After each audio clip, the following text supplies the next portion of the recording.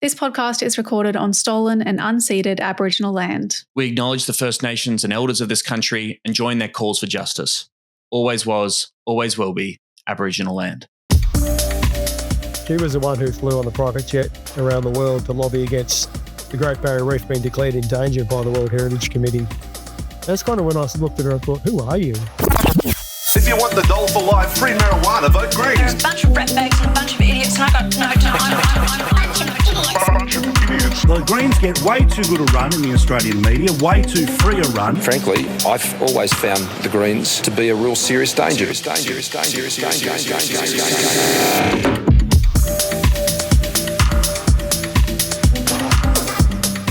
do you think about? I've got two dogs behind me that can be a real pain in the ass. Hello, everybody. It is Sunday, February the 15th of 2026, and this is Serious Danger, a podcast about green politics in Australia. It is not an official Greens Party podcast. Please keep that in mind. Produced by Michael the Griff Griffin, Tom with you, coming to you from the lands of the Eastern Maar and Goodnich Mara people. This week, hanging out with Neil and Judy Ballard in Little Warrnambool. My guest emerald this week is none other than the Surfing Senator, representing the Greens political party in the great state of Lutruwita, Tasmania, at least for a little bit longer before he steps down as official senator, announced his retirement last year. Great to have him on the show. Peter Whish-Wilson, hello. Thanks for being here. Yeah, thanks for having me on, Tom. Good to see you. No worries. I mean, Parliament just looks so awesome at the moment. You must feel so sad that you're about to leave it. You won't be there anymore, man. It's funny, like I've had people say to me, it's a good time to be leaving politics, Peter. And absolutely part of me agrees with that, but also it makes you realise we need the Greens more than ever. And I'd be lying if I said there wasn't just a little bit of guilt about kind of stepping away from my comrades in the federal party room and the party and all the members that put us there. But I'll find another way to contribute. Well, this is it. You can do heaps of, potentially do even slightly more good. Not that you haven't been doing good in the Parliament, but there's plenty of things to do outside of Parliament as well. And certainly for our movement, we need to believe that. That's crucial, I think. But yeah, how much longer have you got to go? How longer is your sentence in the Senate? And how is the pre-selection process for your replacement taking over the Senate spot for Tasmania going? The process has started. I think we'll be announcing candidates in a few weeks. It'll then go to the members for a vote. And I think it's going to go through the Tasmanian Electoral Commission, and that because it's such an important thing for our party down here in Tassie. We haven't changed senators now for quite a few years. Yeah. And that'll take 6 weeks. That's their minimum requirement. So we won't know till kind of mid-April, and then I'm hoping to be done and dusted by the winter break. That's the plan. It's got to be signed off by both houses of the Tasmanian Parliament. And they don't meet very often. We could request that the Premier holds a special, recalls Parliament for a special hearing, but we think we got fuck all chance of that happening. So we're gonna go with the calendar. So mid-year, that's the plan. Right. None of the other parties in Tasmania are going to go out of their way to help the Greens, I assume. I suspect not. No.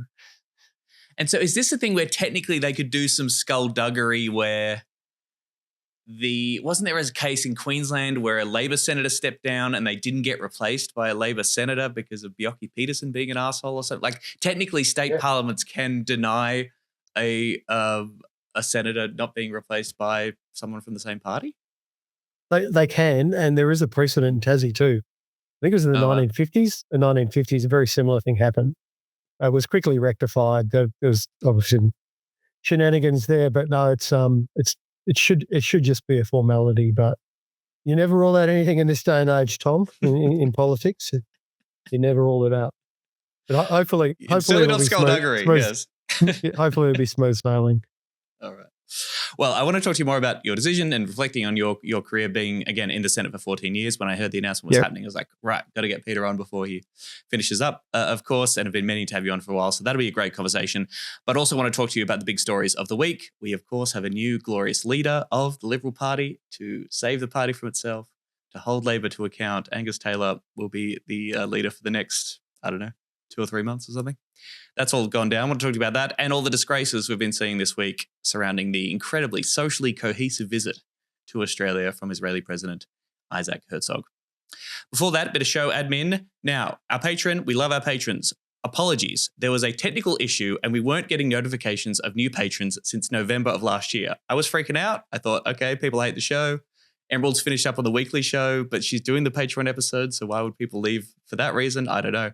Anyway, it turns out we just had notifications off or something weird changed, and we have a whole bunch of people supporting the show. For just $3 a month, you can support the show, you get bonus content, you get to be called a danger dog.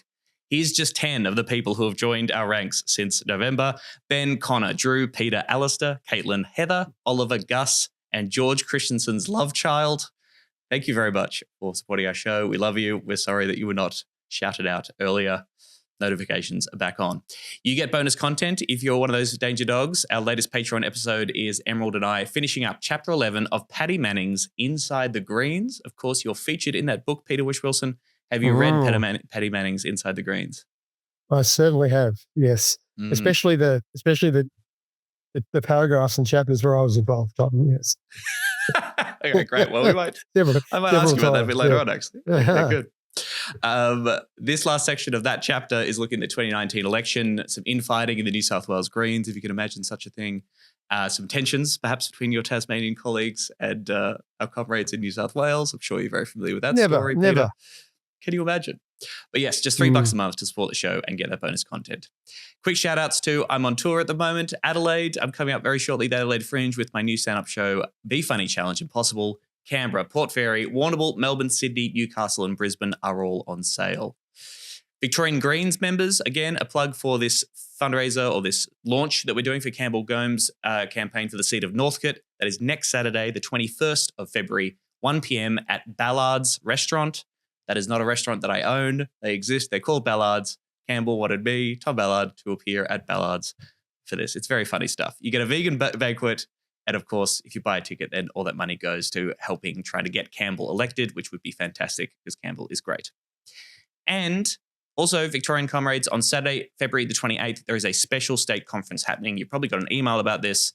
Among other things, there will be the consideration of the proposal that the Victorian Greens leader or co-deputy leaders would be elected by the membership. I think people listening to this show know my position on this stuff. I think that's a cool thing. Regardless, however you feel about that issue, you know, being engaged with the party and being an active member is a good thing.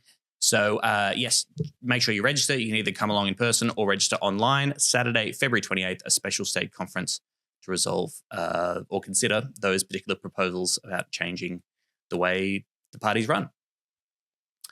And just finally, before we move on to the news of the week, we got the very sad news this week of the passing of Walkley Award-winning cartoonist John Kudelka. He was just 53 years old, which is a true travesty. Had brain cancer. People might have known about John's struggles with his health for a little while. He was a friend of this show. I got to talk to John for my other podcast. He was delightful. He then very kindly came on Serious Danger. We played Rusted On Bingo, his famous tea towel bingo card, laying out all the excuses for defending Labor hackery. He was a lovely man. And yes, it was just, yes, again, knowing that he was sick for a while, knowing that the outlook wasn't that good, but seeing that news come through this week was pretty brutal. He's your fellow Tasmanian, Peter. What are your reflections on the life and work of John Kudelka? He's a fellow Tasmanian, Tom, but he was aggressively Tasmanian, Tom, which is which is something that was certainly near and dear to my heart. Look, well, he didn't want anyone else to be a Tasmanian. His famous campaign. No. Tasmania is awful. Never come here. Well, funny you should mention that because I went into his shop after I heard the news in 2024, a couple of years ago. Yep. About his brain tumor diagnosis, and I bought a bingo tea towel and that exact T-shirt. And he accused me of getting in early because he said the price of my ass is going to go up when I die, and I know exactly why you're here. You're trying to profit from my death. And he saw through you. He saw you coming, mate. He did. Even at such an intense time, he had the sense of humor and that kind of that wit.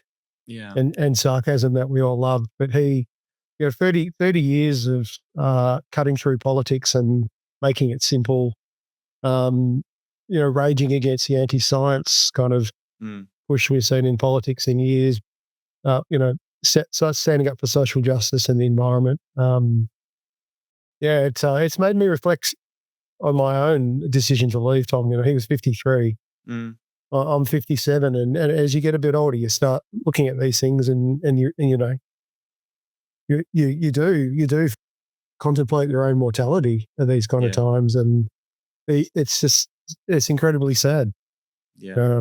He'll be missed by his community and by his family down here, and by so many people. Sure, and lives on in his work, right? That's the only bright spark, is that the amount of joy that he brought to people through his cartoons, the moral clarity in those cartoons, the humor, yes, but also just the consistent values, the consistent calling out of the bullshit. And yes, the fact that he will absolutely live on through his artwork is pretty special. So, yes, thank you for sharing that. And if people haven't seen it, we did unlock our episode with John Cadelgo. If people want to listen back to our fun bingo episode with myself, Emerald, and John, that might be a nice thing to do. And I don't know, buy a T-shirt. We've still got First Dog on the Moon though, Tom. Okay, great. We've still got another resident Tasmanian cartoonist who will carry on that fine legacy. Protect him. Guard him with your life, please. Yeah. Sussssan, you're all that I wanted of a girl. You're all that I need in the world. I'm your child, make me blush, drive me wild. Sussssan, you're all that I wanted. Okay, we're recording this on the day that the Liberal Party of Australia, they're back, baby. They've got their shit together. They're back on track. Everything's going to be fine. Angus Taylor will save us all. After an incredibly painful and ugly process, on Friday morning, he defeated Sussssan Ley as Liberal leader, winning 34 votes to her 17. Pretty comprehensive. Jane Hume is the new deputy leader of the Liberals, defeating Ted O'Brien, 30 votes to 20, and one informal vote, which really amused me for some reason. If you've ever wondered that you don't know how to vote or you screw it up, don't worry. People of the Federal Liberal Party struggle to submit a formal vote between, 3 fucking candidates, apparently. So I don't know what was going on there. Obviously, I was shocked that Sussssan Ley couldn't stick around. I mean, she posted images on socials with a photo of her smiling, saying things like better budgets, lower taxes, and strong economy. Isn't that crazy? That didn't work, Pete. I can't really believe it. Yeah. What's your response to the news that Angus Taylor is the new leader of the opposition? Well, I don't know if you want to do this with me, Tom. Oh, yes. Let's go. Fantastic. Great move. Well done, Angus. Look, seriously, I think what we haven't had much commentary from the Liberal Party, the MPs and party room yet, but just look at two ex-Liberal prime ministers just to see how divided they are. I think Tony Abbott said he was the right man for the job and used that exact word, leaving out the fact that it was a woman that he's just knifed, the first woman leader in their history. And then Malcolm Turnbull came out and said, I think he said, he's the most well qualified idiot for the job. That was what he's just quoted in the media about an hour ago as saying. So it just shows you how divided they are when both of two of their leaders have come out with completely different public statements about his leadership. Well, interesting, because those two men sort of represent this broad church, right? The idea of the moderates and the hard right, and they just can't seem to get along. And Howard was a genius because he managed to bring everyone together and manage both those two wings of the party. Supposedly Lee and Morrison was a shapeshifter. Yeah, what was he? He had no faction. Wasn't he a no faction man? He was a shapeshifter. He would just be whatever shape they wanted him to be. Right. Okay, very cool. I mean, it is just remarkable to look at. I mean, obviously, Liberal Party are in the fucking toilet, had a terrible election, and yes, they had these recent polling, which is disastrous. But to look at this, to look at the trajectory of things, the material conditions of where people are at, and think, you know what we need to do? We really need to move further to the right. We really need to, deregulate, lower taxes, stronger economy, better budgets. This is the example. This is what's going to cut through and make people's lives better. That's the shift that we need right now. Pretty remarkable, right? It is, and it would be a mistake to just look at the kind of superficial politics of this. The Nats, the split, the tail that's been wagging the dog in the LNP for years, even though they've only got 3% of the national vote. And of course, the issues with One Nation, their kind of stratospheric rise in the polls. But I think it's much bigger than that, Tom. I think it's the machine that's around this conservative movement. all the money in the third party kind of advocacy groups like Advance that have been out there campaigning strongly on issues like anti-immigration and undermining the voice and anti-climate change. You've got all the think tanks. We've had a lot of Australia Electoral Commission disclosures this week about billionaires' money going into politics. To me, it was kind of like that's the castle that the LNP's been, the edifice that they've been stuck in now for decades. And I think the people behind this machine, like we're seeing in the US with Trump, and of course it's a very similar group that got him elected. I think they want to move us further to the right. They want us to get stuck in endless culture wars. They want to undermine climate action. Who knows what their interests are exactly, but they're not ours. Yeah, They're not the interests of the average citizen. And I think when you look at the LNP, they've been so policy light for so long. They've been their identity's been so complex and so conflicted. They don't really have any substance left, and all they've got is this kind of castle that's been around them for years. And I actually think the fight was about whether they could walk away from that kind of support and stand on their own 2 feet. And I think, you look at the support One Nation's been getting, and that's reflected in the polls. I think they've just done it purely out of like, well, okay, this is the direction we need to go in. If we're going to survive. And go for that. Yeah. Ignoring the fact that and those people exist. Pauline Hanson is One Nation is taking that vote. Okay. Like she's got the base, and yes, she's attracting some votes on the right, but I'm pretty sure she's taking care of that. If you care about Pauline Hanson's politics, you're probably going to vote for that. Liberal Party, if they want to seriously be a party of government, which we don't want, obviously, but if you want to seriously, represent something more approaching the vast majority of public opinion in this country, you can't subscribe to that shit. That's politically toxic. Yeah, and it's going to be fascinating to see where it goes to them from here, because we have heard talk, and I think it's real from the conversations I've had just privately in the Parliament in recent weeks. I do think there are a lot of moderate Liberals. It looks like 17 voted for Sussssan Ley, but I think there are some high-profile moderate Liberals who we dish from the front bench, and there is a possibility of a breakaway political party. Oh, okay. And talks with independent, moderate, kind of teal independents and others. I don't think this is the end of it by any means, Tom. In fact, after the 22 election, my wife and I were driving back from Hobart to where we live in northern Tasmania, and I remember the conversation we had that we both agreed that the Liberals were done. That was the beginning of the end for them. I think it's probably been happening before that, and the last election was atrocious for them. And I just don't see them surviving as a political party in the long term. And while that brings me some joy, and some comfort, it kind of lets Labor off the hook. They've seen what's happened in the US. They've seen what the decline in the Conservative vote, the LNP vote here in Australia, and it's a challenge for us as a movement in the Greens and the progressive movement more broadly to push Labor to do what they need to do on really important issues like housing and economic justice and climate change. If we don't have that kind of competition and that, you don't like your adversaries in Parliament, but you do thank them in the sense that they push you. They push you to be better and to do better in what you believe in. And I think that's missing. It's a bit of a vacuum at the moment. It's a worrying time. I know previous stages of the Greens have sort of presented us like we're the real opposition. I think that might have been a line that Dina Talley or Adam as well also said that, we're the real opposition. Now, that might have been talking up the game a little bit and the better power and influence we had, but that is seriously like the dream that we have to go for. I know some people have the goal of Greens government, sure, but like if we got to the point where we were the serious, major political force pushing a Labor government from the left to account and telling a better story that way, that would be something that would be pretty significant, I think.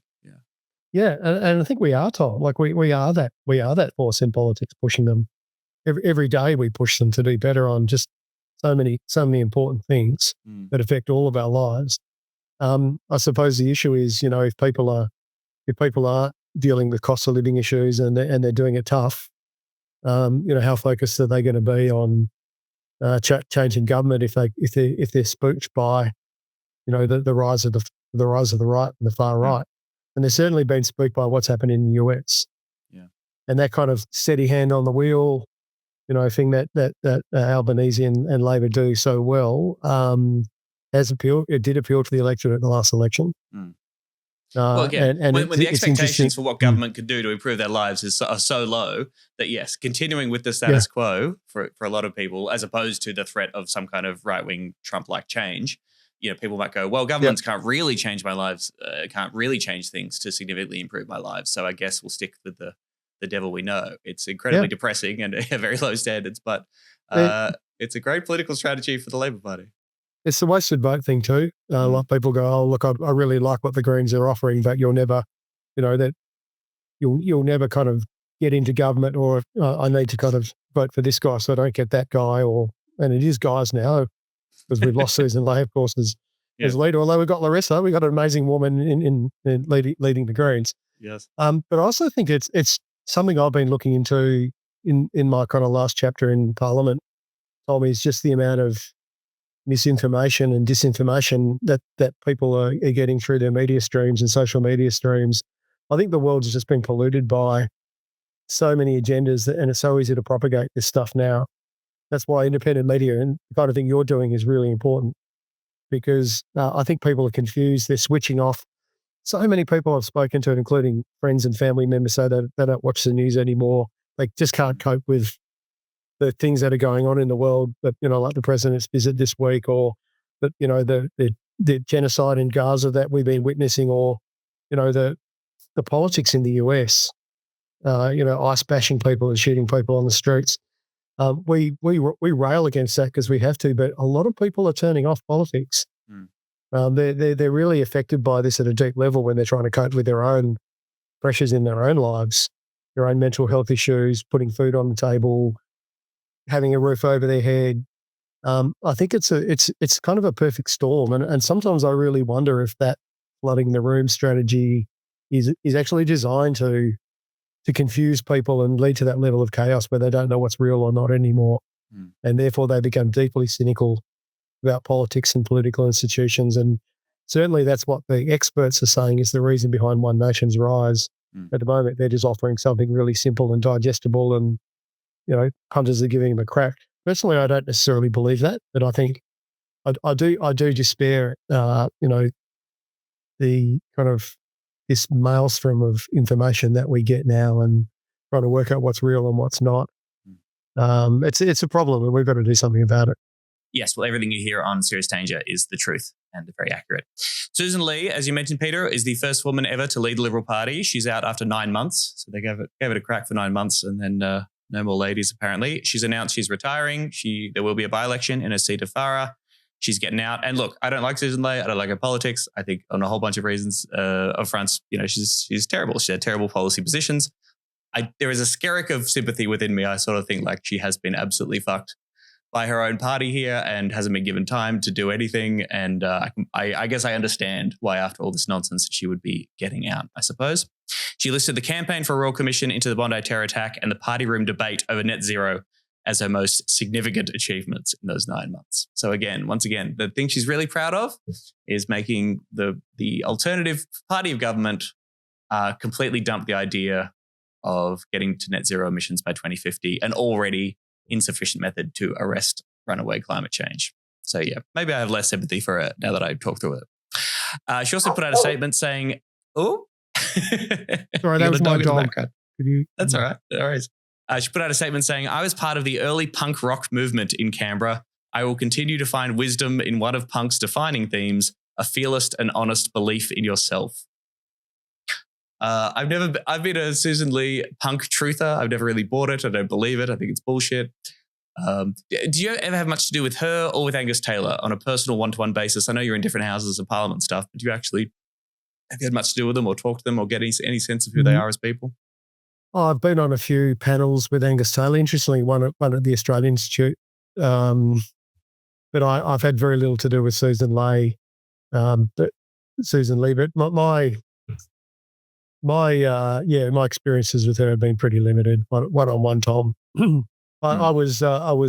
My defining memory of her, apart from presiding over the Liberals walking away from a policy as shit as net zero, which does almost nothing for the climate. Like, it's just not even the bare minimum. There's obviously, I was pretty disgusted by that, but she was Environment Minister for many years, as you might remember, and she was the one who flew on the private jet, the VIP jet around the world to lobby against the Great Barrier Reef being declared in danger by the World Heritage Committee. Right. Clearly the scientists had been down to the reef and seen it was dying from coral bleaching and had said, well, this is the future, it's in danger. And she, I don't know, flew to 7 different countries in 2 weeks and lobbied all these World Heritage Committee members to attack the science. She said China was behind the plot to have the reef put in danger. That's kind of when I looked at her and thought, who are you?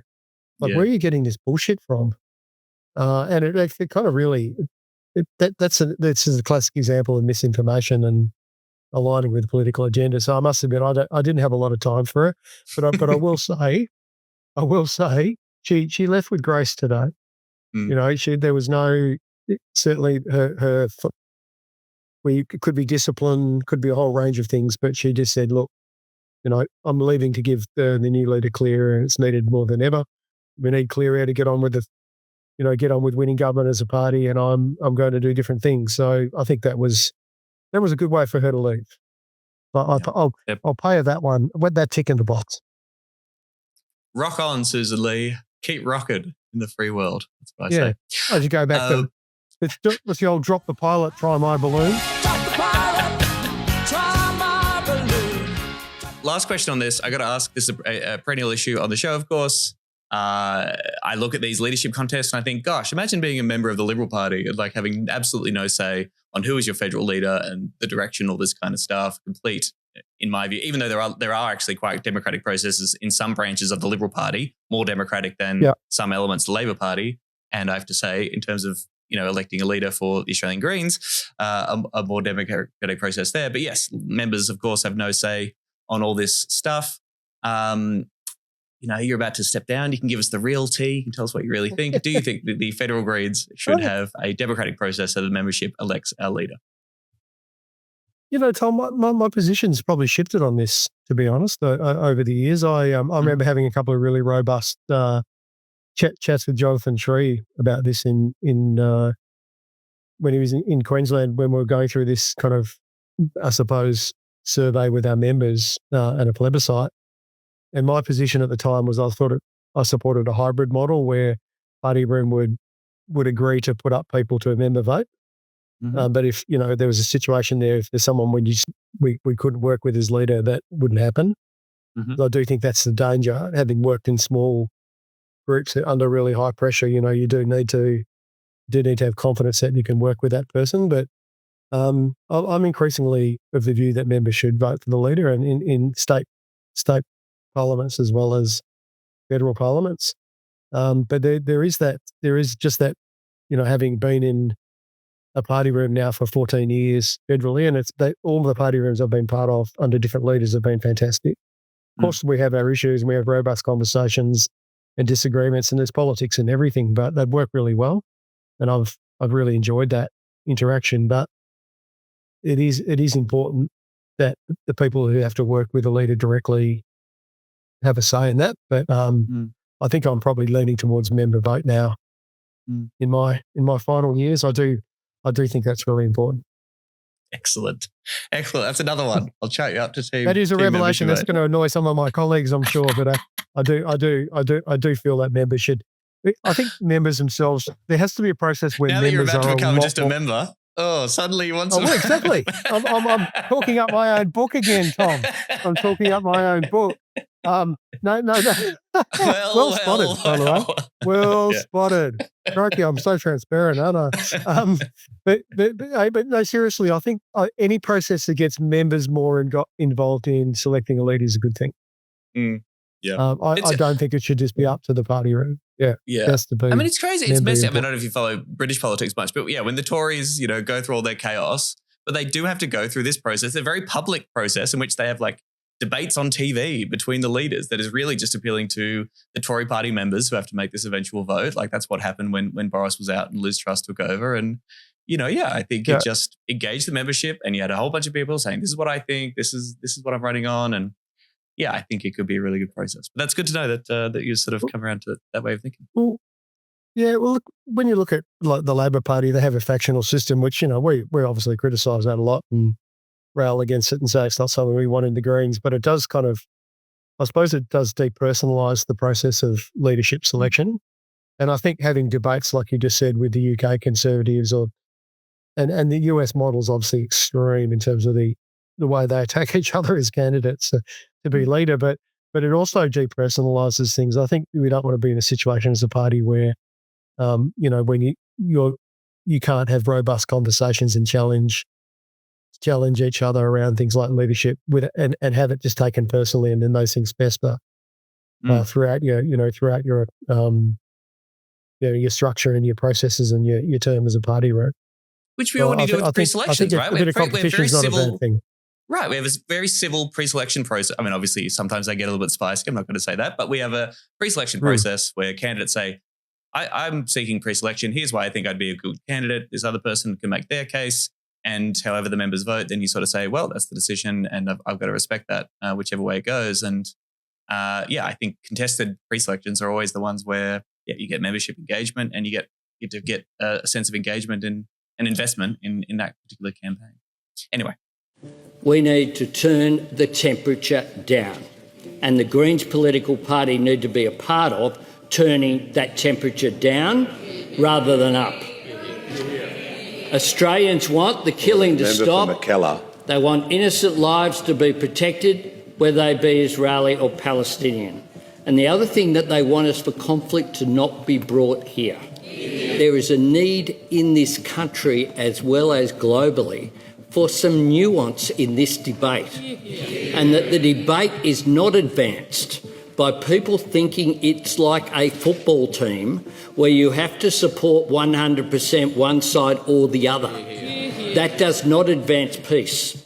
And the violence that we saw last night was devastating.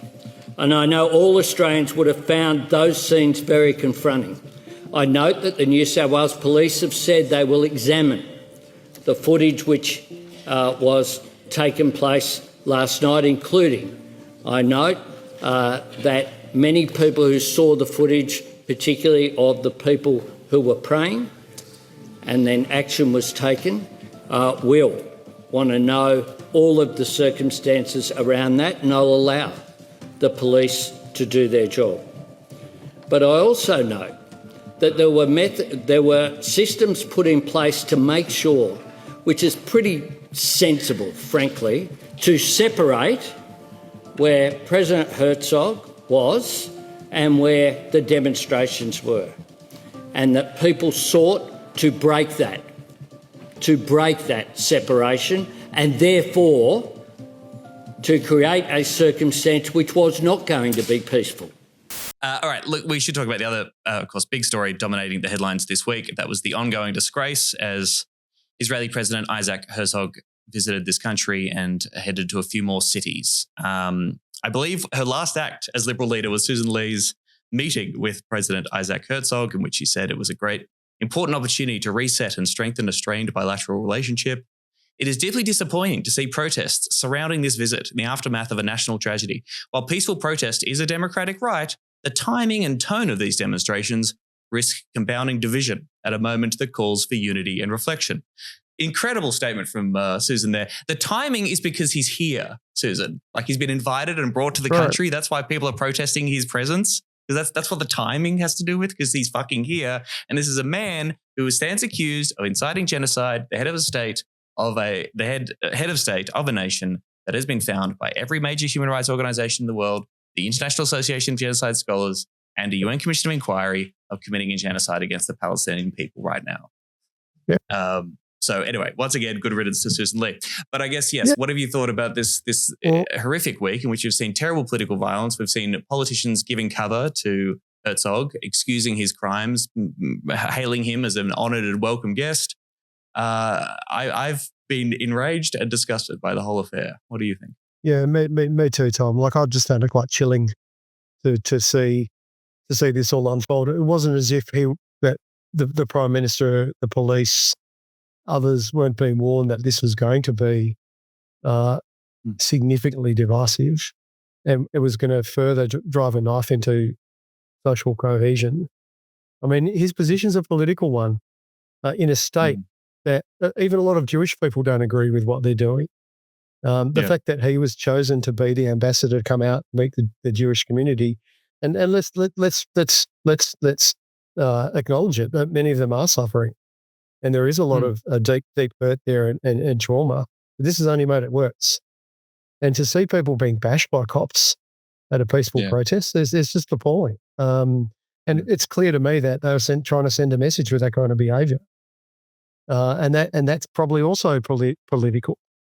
So I don't kind of understand what the Prime Minister's, what he was setting out to achieve when he did this. I think it's fucking appalling. And he's a coward. He's an absolute coward who he's not prepared to stand up to US imperial power, which means a uncritical relationship with the state of Israel, basically, and treating them in a very special category, treating them unlike other states headed by war criminals, most notably Russia. The double standard between the approach to the conflict in Ukraine and Israel-Gaza is glaring and obvious.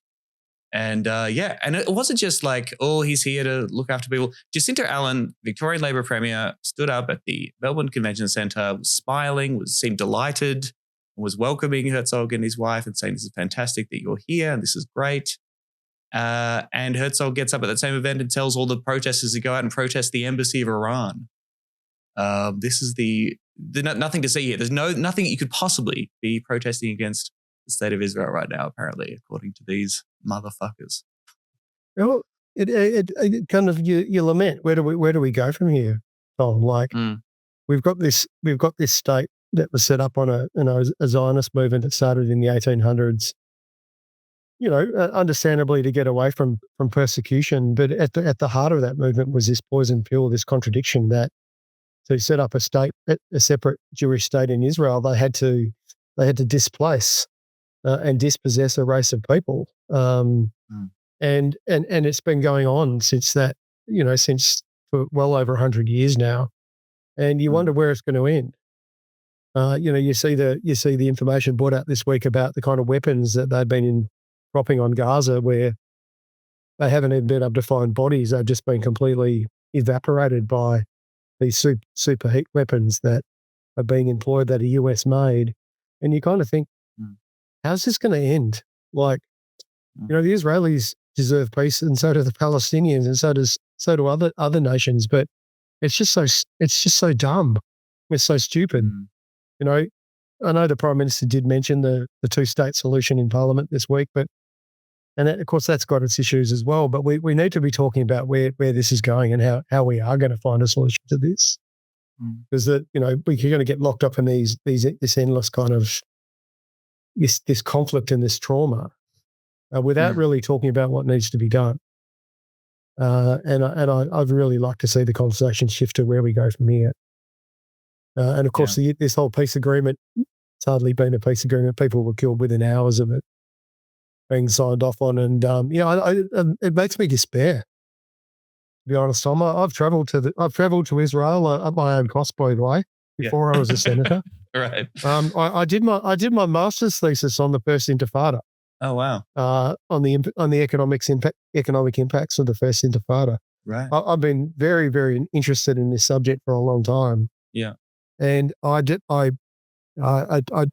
to be honest, when I was looking at this in the 1980s, when I started, I never imagined it would get this bad.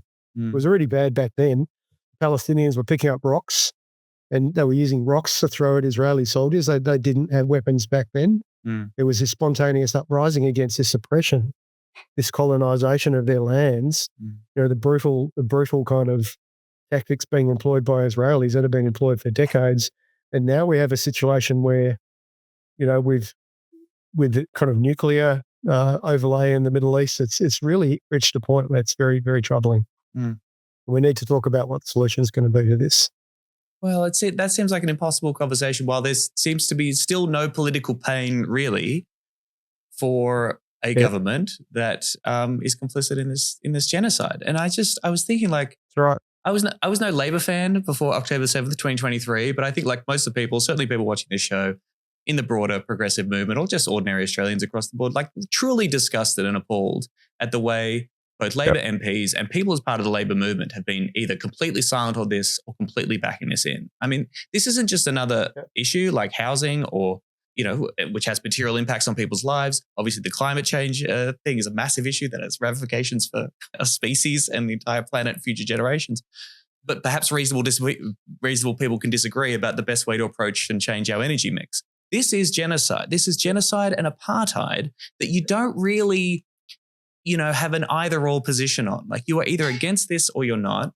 And the Labor Party and Labor MPs have clearly illustrated that they do not give a shit. They say they give a shit. If they really gave a shit, they would act differently, and they haven't done that. And I don't know how you can be in the same room as some of these people as they try to profess that they care about international law and Palestinian children, and then invite the motherfucking president of this country to visit here. Yeah. Well, I got to say, it makes it easy. You're leaving the room. I am, but it makes it easy. It makes it easy being in the room with these people when you've got absolutely staunch members of Parliament like Marine Faruqi and others in our party room who just will constantly speak out on this with courage and conviction, Tom, and they're relentless in their pursuit of holding Labor to account. I think if I could put my finger on exactly why MPs across the spectrum seem to be so silent or complicit on this, it is a lot of them have been to the Middle East. A lot of them have taken up, tours of Israel. They've accepted trips. The Israeli, you've got to hand it to the Israeli lobby's been really, really active for decades now and playing the long game to build these relationships within political parties, not within the Greens, but within other political parties, and they've got the numbers. And it's that's really hard to wean these MPs off that. But I do applaud Ed Husic as an example of someone who has spoken out on this within his own party. That can't have been an easy thing to do. But we need to see more Ed Husics. We need to see more. And I know there are others that are deeply troubled by this as well within federal Labor. And we need to see them find a voice. And that's our job to keep pushing them.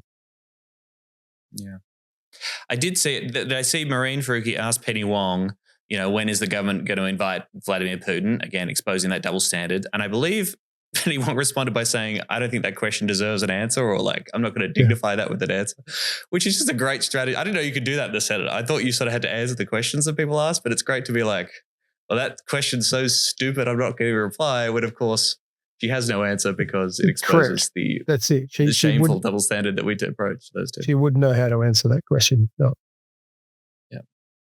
And the Albanese's galling response to Libby Watson-Brown's question in the lower house, in which he said, we really need to bring the temperature down here, and the Greens political party has to be a part of bringing the temperature down. You invited the guy. You brought the guy here. Everyone told you this is a terrible decision. It was going to spark protests. You're turning up the temperature. This is as he sticks the matches in his pocket, tries to duck for cover. Yeah. Once again, is as if this wasn't going to happen. Like everybody said, this is a really bad idea. A number of editorials in newspapers were saying it was a bad idea. Experts from across the spectrum, including Jewish groups, were saying this is a bad idea. Yet they went ahead with it anyway.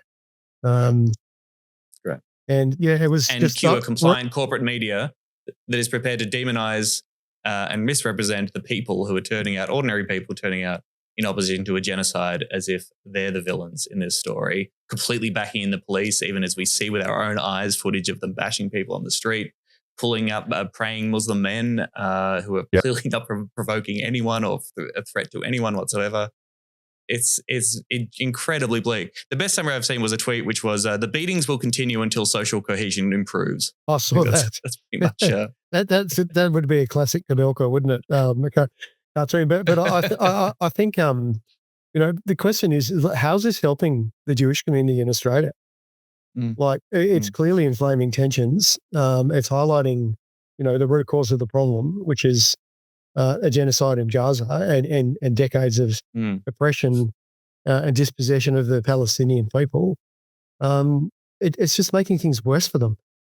Like if he truly cared about the Jewish community, he wouldn't be throwing petrol on a fire, and that's exactly what he's done. And I don't get the politics of it either, Tom, or who's behind the Labor Party advising them on this. No, I don't get it. So yeah, maybe because I don't have answers, it is time to be leaving politics and spending time in front of a fire in the desert, looking at the moon, contemplating this stuff as I get out there. The madness of it all.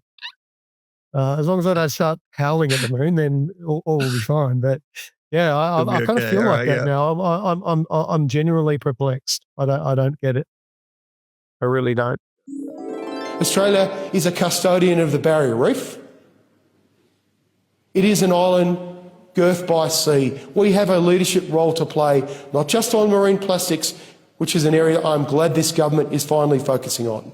We have a custodian role of the Great Barrier Reef. We have a World Heritage UNESCO committee looking at the status of the reef as we speak. No one can deny the impact that climate has had on the world's reefs. I surfed recently in the Maldives. 90% of the reefs. 90% of the reef, Senator Canavan.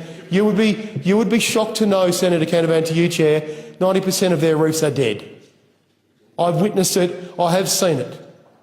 We know half the Barrier Reef now is dead. The single biggest living organism on this planet. It is dead, Senator Canavan. Look at the science. And it is people like you that come into this place and pull the levers for the fossil fuel industry that will be responsible for this. You will be held accountable by future generations. Let me assure you, what you are doing is tantamount to criminal activity. You are climate criminals if you continue down this road of burning fossil fuels when all the warning signs are there and you choose to ignore them. It is not acceptable. It is not acceptable. So I will bring this back to what we have in front of us today, which is a small ask and contribution. You laugh, Senator Canavan. I wish the cameras could capture your face laughing while the reef dies, and you, Senator Stirl, acting like a clown over there. You think it's funny that our oceans are dying? Do you think it's funny? Right. Yes, you bloody well do. And you should be ashamed of yourself. Senator Whish-Wilson, please resume your seat. Interjections are highly disorderly. Senators are expected to be heard in silence. And I do ask senators contributing to the debate to ignore interjections. Senator Whish-Wilson. Well, let's talk about that. In October of last year, you announced, yes, after 14 years, you've been stepping down from the Senate. I think I got this history right. You joined the party in 2008. You took over Bob Brown's casual vacancy in 2012. You were a big part of the guns campaign in Tassie. That was a big part of your political activism. Then you won in your own right in the Senate in 2013, 2016, and 2022. So in theory, yeah, your term is until 2028. I mean, I think we've sort of touched on it. You're stepping down because that's a really long run. You feel like it's time to move on and have someone else contribute. I mean, I didn't realize these sort of the health complications that you had that you went public with a couple of years ago about complications from shingles that sort of resulted in some pretty intense health issues for you. Although it seems like medical cannabis was really helpful in you approaching that and was sort of a good example of the positive impacts of drug reform. I guess just on that point, like in your time, where do you think we're going with sensible drug laws in this country? It seems like we're really dragging our feet in Australia on that front. Yeah, well, David Shoebridge was asking some questions yesterday for us on medicinal cannabis. I mean, at least we got the scheme, Tom, which I've got to say was one thing that you could say the Liberals did when they were in government. Greg Hunt got this special access scheme up and running, which at least allowed us to access medicinal cannabis. But I think we're a long way from getting cannabis across the board legalised.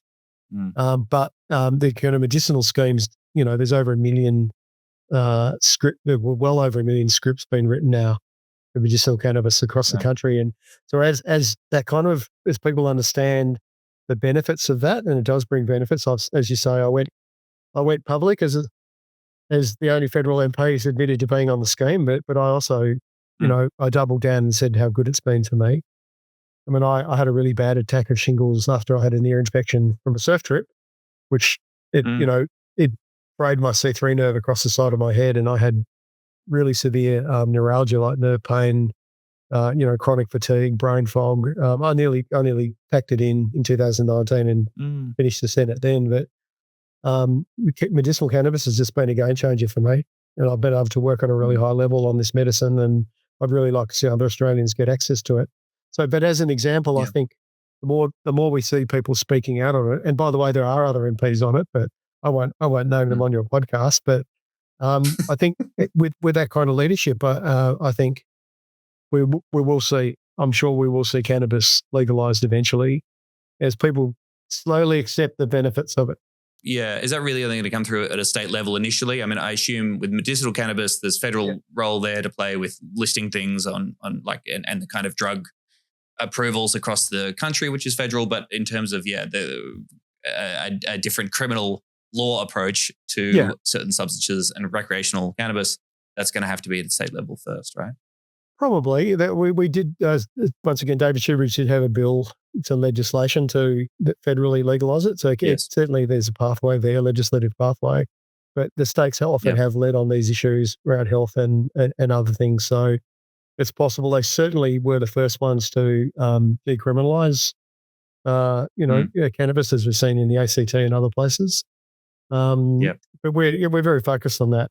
But I think it's just an example of how it's helped me in my life, because it's not it's a wonderful job, Tom. There really isn't a job quite like being an MP or a senator. You have the resources you have at your fingertips, the privilege you have, the platform you have, the support you have is just incredible. And you want to change the world. It's a great place to be, but it does take its toll on you.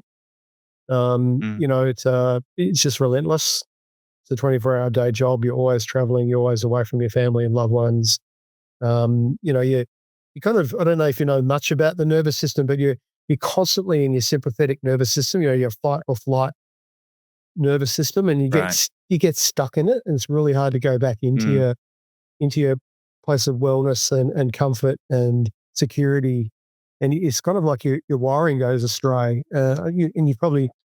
I've noticed it with lots of other politicians too. They're constantly feeling like they're being attacked and they're on the attack. And, you're a human being at the end of the day, and you've really got to look after yourself. And I think I've just reached a point after 14 years, and 6 years longer than I thought after my shingles episode in 2019. And, I think you reach a point where you think, right, okay, someone could be more productive than me right now.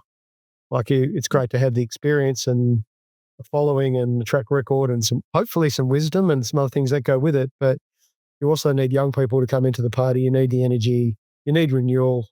Luckily, we have lots of really good people who are going to step up to the plate in Tassie, as we do in other states.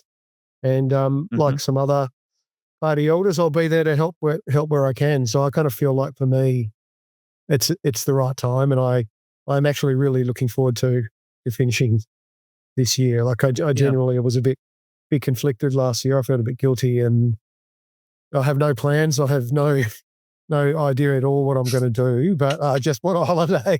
I just want a break and spend time with my wife and my kids and my dogs. And my mum's got Alzheimer's too, Tom. I'm sorry to hear that. He was diagnosed a couple of years ago, and my father's 89 and he's struggling. So I think that's really important that I now I spend time with them and kind of having been away from them so much in the last 14 years, it's now time to kind of give back what they gave me as a kid. So that's kind of where I'm at.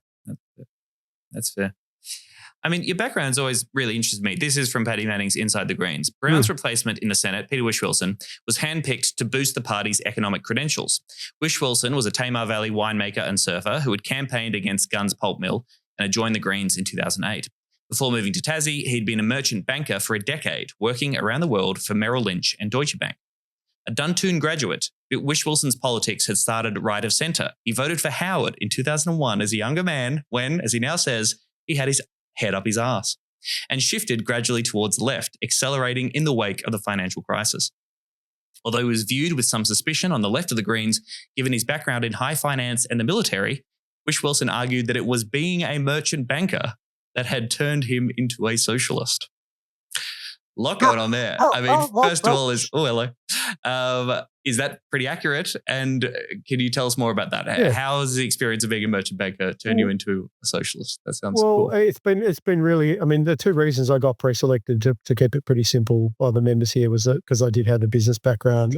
I ran a small business, and so did my wife. And they wanted that kind of they wanted that background. And the other reason was I've done a lot of ocean conservation. I was on a board of a national marine conservation group, and we're pretty well covered in the forest regard, but no one, the oceans are such a critical part of life on Earth that there was those two things that the members thought were the reason I got pre-selected. I think, my first activism was marching against the Iraq war, Tom, when I was a banker in Sydney. I've talked about coming into Circular Quay from Manly, where I lived, and seeing those fellas who'd written No War on the Opera House and thinking that was one of the bravest things I'd ever seen. It was very inspiring for me, and I marched. And being an ex-soldier, I'm totally anti-war. I'm fully up for the peace and non-violence. Well, one reason why I set up the Bring Julian Assange with Andrew Wilkie, the Friends of Bring Julian Assange Home to Australia group, his WikiLeaks collateral murder disclosure was heartbreaking to me. It terrified and infuriated me and made me really active. So I kind of owe Julian for part of that. But when I moved down to Tassie to go surfing and bring up my kids and have the good life and grow wine, it kind of sounded idyllic. Our family farm we were stuck in the middle of this massive fight with a big aggressive corporation who wanted to rip down most of Tassie's old forests and pump 30 billion litres of toxic waste in the ocean every year at my surf spot. So I had all the reasons in the world to get active, and I understood how companies work. I'd worked with them for many years all around the world.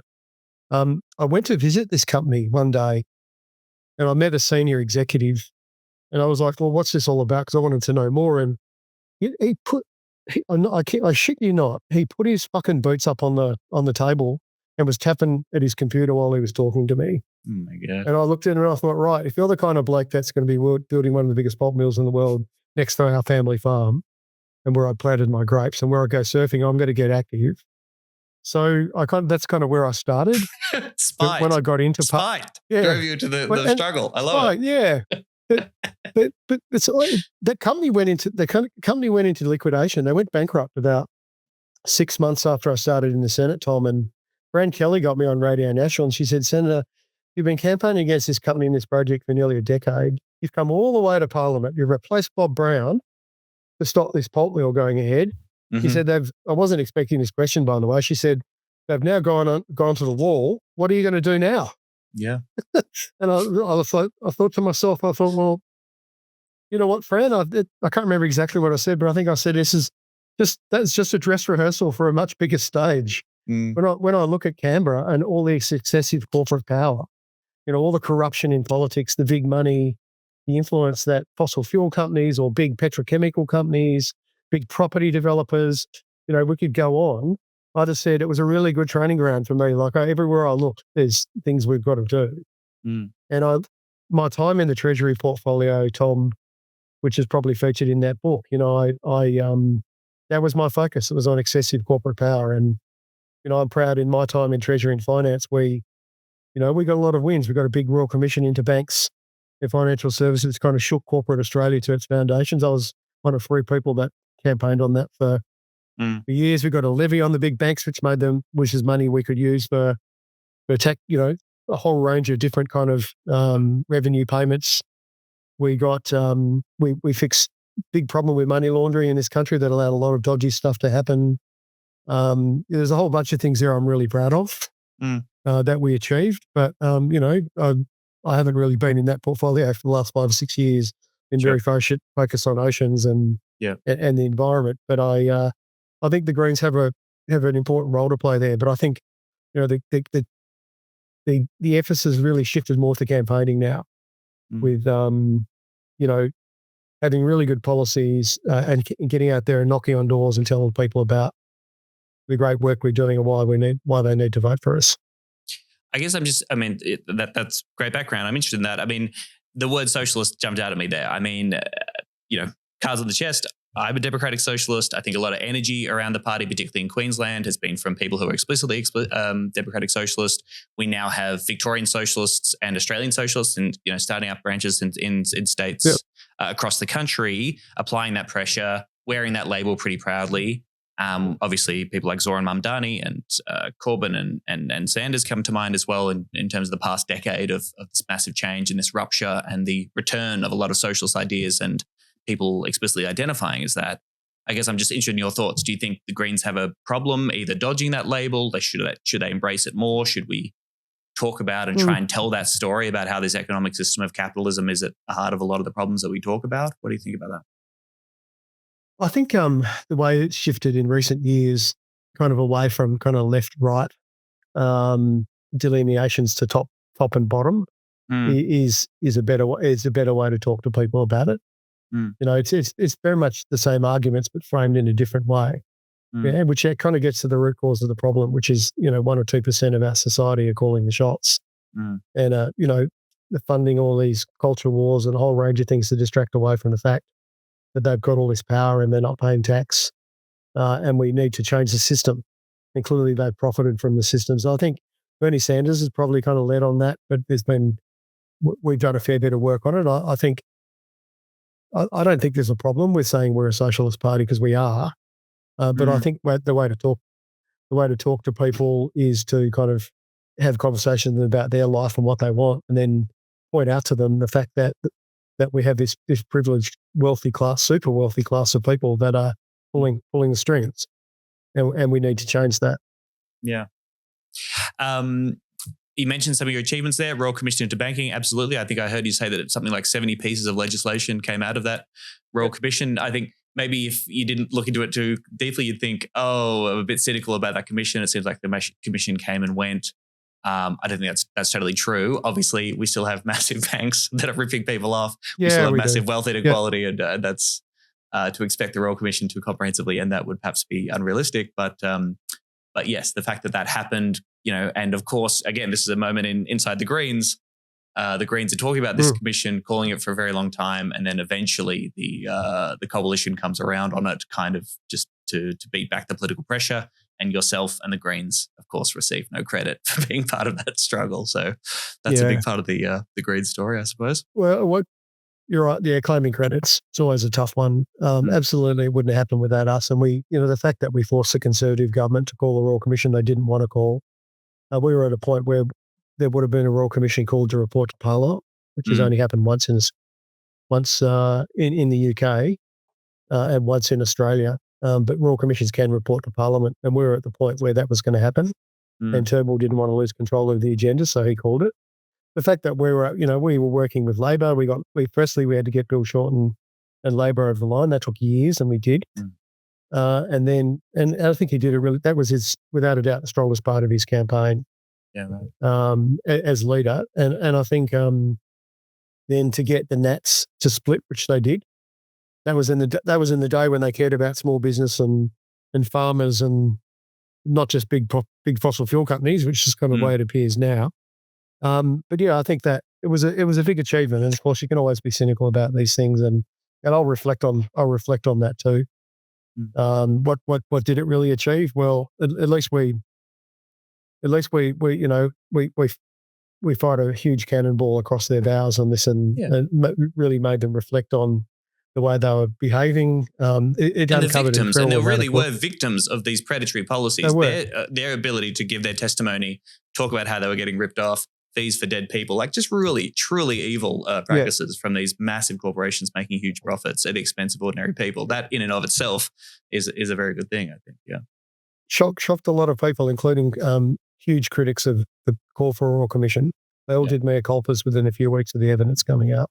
Yeah, especially charging dead people. All the banks knowingly doing this stuff, and I do think that stuff has changed. But you're right, we've still got this concentration of power in the banking sector, as we do in other sectors that we've got to tackle. But that's one example. But there were lots of other things we did. But I don't know, Tom. It's really hard after 14 years to kind of.